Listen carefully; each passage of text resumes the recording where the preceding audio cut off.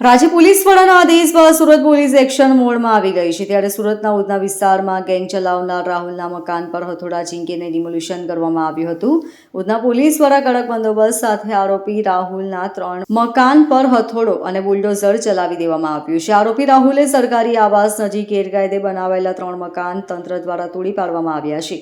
આરોપીએ આવાસના મકાનમાં પણ ગેરકાયદે બાંધકામ કર્યું હતું, જેને પણ તોડી પાડવામાં આવ્યું છે। ઉધના વિસ્તારમાં રાહુલ દીપડે દ્વારા ગેરકાયદે રીતે 3 મકાન બાંધવામાં આવ્યા હતા, જેનો ઉપયોગ તે અવૈધ પ્રવૃત્તિઓ કરવા માટે કરતો હતો।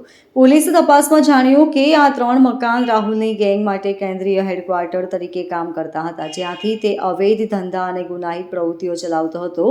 કાયદાની લાલ આંખ પડતા હવે આ ગેંગના પાયા હચમચી ગયા છે। આરોપી રાહુલ એપાર્ટમેન્ટ ગેંગનો હેડ છે, જેની સૂર્યા મરાઠી હત્યા કેસમાં પણ સંડોવણી છે। આરોપી રાહુલ સામે ગુસ્સીટોક, મારામારી, હત્યા જેવા 22 ગુના નોંધાયેલા છે। રાજ્ય પોલીસ વડા વિકાસ સહાય દ્વારા 100 કલાકની અંદર સમગ્ર ગુજરાતમાં અસામાજિક તત્વોની યાદી તૈયાર કરવાનો નિર્દેશ કરવામાં આવ્યો છે। આદેશ મળતાની સાથે લિસ્ટ બન્યા અંગે ડીસીપી ભાવેશ રોજિયાએ કહ્યું કે અસામાજિક તત્વો, બોડી ઓફેન્સ, ઓર્ગેનાઇઝ ક્રાઇમ અને પ્રોપર્ટી ઓફેન્સમાં સંડોવાયેલા ગુનેગારોની યાદી તૈયાર કરવા અને તાત્કાલિક પગલાં ભરવા જણાવવામાં આવ્યું છે। સુરત ક્રાઇમ બ્રાન્ચે આ ટાર્ગેટ મુજબ વિશેષ તપાસ શરૂ કરી છે, જેમાં 1300 ગુનેગારોને ઓળખી લેવામાં આવ્યા છે। આગામી દિવસોમાં તેમના વિરુદ્ધ કાયદેસરની કાર્યવાહી હાથ ધરવામાં આવશે।